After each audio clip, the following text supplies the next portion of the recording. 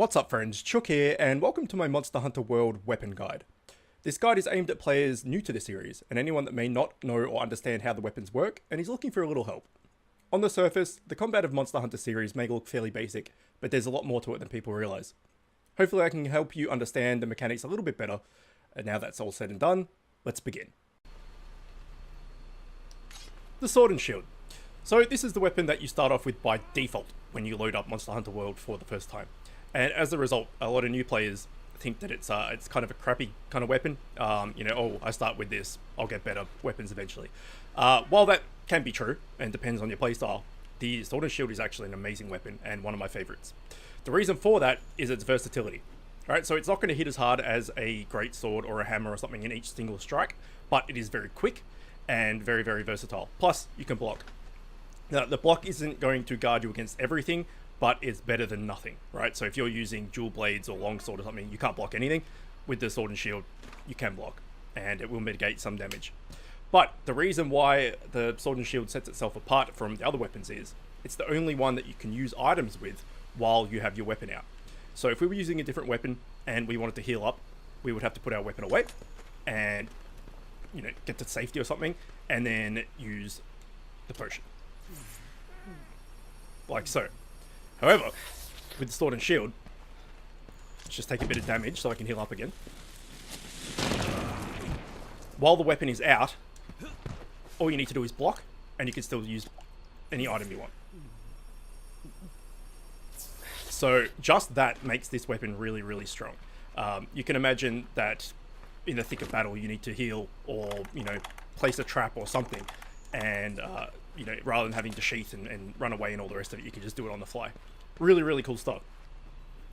Now, as far as actually going down to the weapon moveset, we will go in and have a look here at the Hunter's Notes and into the weapon controls for the Sword and Shield.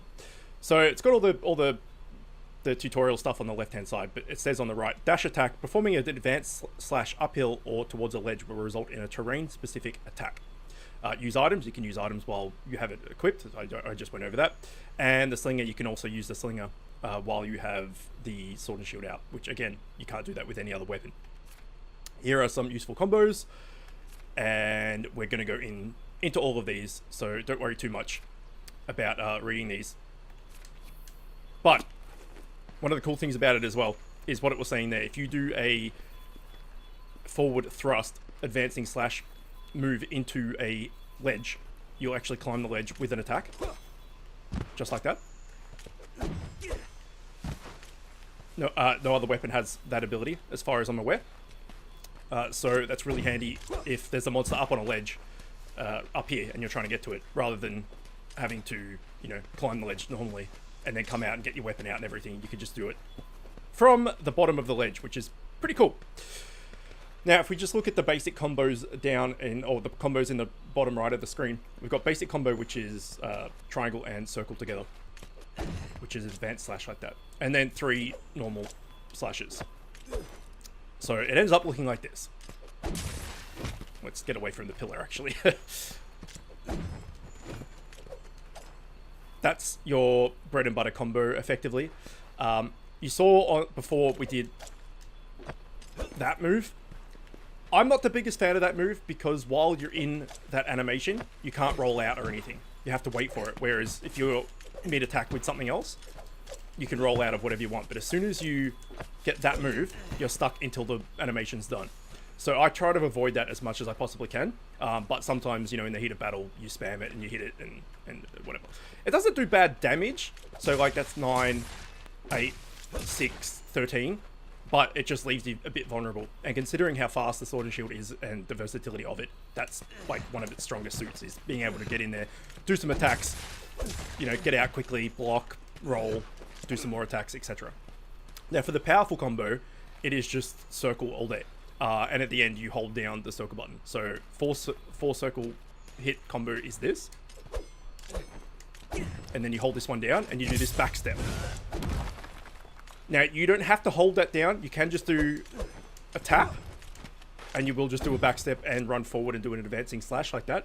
However, if you do the back step and you land the attack, you will do a special attack. So let's do that quickly. So we charge up, and then we go into the... and you launch yourself up. And you can do either a attack down with the shield, like we just did there, or I'll do it again.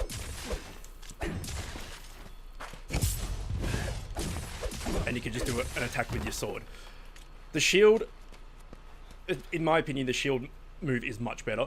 It does more damage, and the sword part of the sword and shield, which makes sense, does slicing damage, so you can cut off monsters' tails and things like that. Whereas the shield part does KO damage, so you can actually stun monsters. And you can see there in the third combo. Combo used to stun foes. So if we go, if the normal circle combo is the one that we were just showing, but if you are moving and you press circle, you do a different combo. You see there the three shield hits. So if you can hit a monster in the head with those 3 shield hits, you're going to do quite a bit of KO damage. And then the last part of it is just that backstep charge, which we're talking about.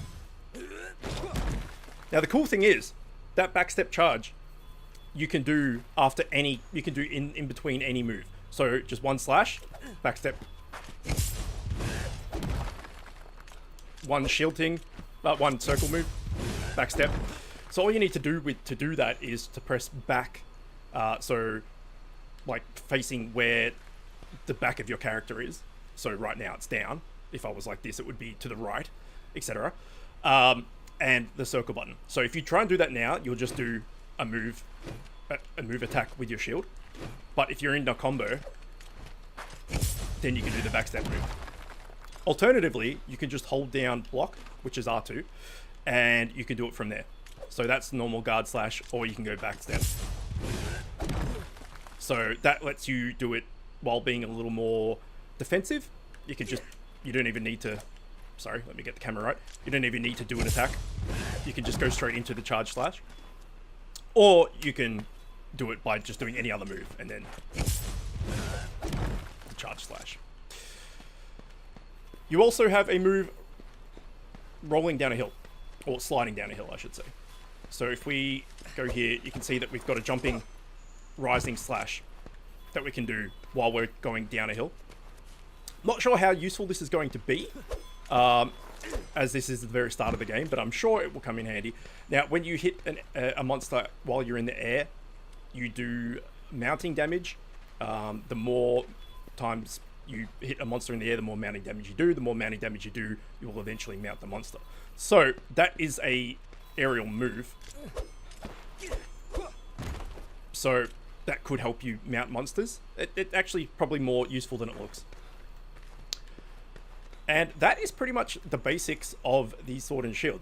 So just to go over everything, you have your basic combos of this, and you get that last attack that you can't roll out of, so avoid it if you can. You have your normal circle combo, which ends in the backstep. You have your stun combo to hit monsters in the head, which also ends in the backstep. You can do the backstep at any time by holding block and pressing back and circle, or just doing it in between any other move. You can just throw it in whenever you want.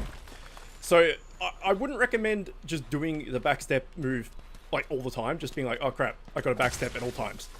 Just when it's applicable, do it, because it's a lot of damage. You're in the air, you're going to do mounting damage. Using your shield, it's going to KO damage if you hit them in the head, etc. And again, you can use your sling while you have your weapon out, which is amazing. I can't stress that enough, how good how strong it is to be able to use items while you have your weapon drawn.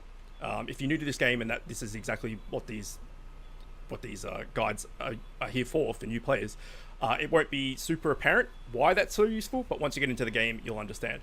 So don't throw away the Sword and Shield as just a crappy weapon that you start with. It's definitely a cool weapon. It's quite fast. It may not do as much attack per hit as the bigger weapons, but the versatility of it is showcased there, and it's amazing. So hopefully you found that informative. Hopefully that helps you. If it does, let me know in the comments below. I love to help everybody get better at everything game-wise, so If I've helped you, let me know.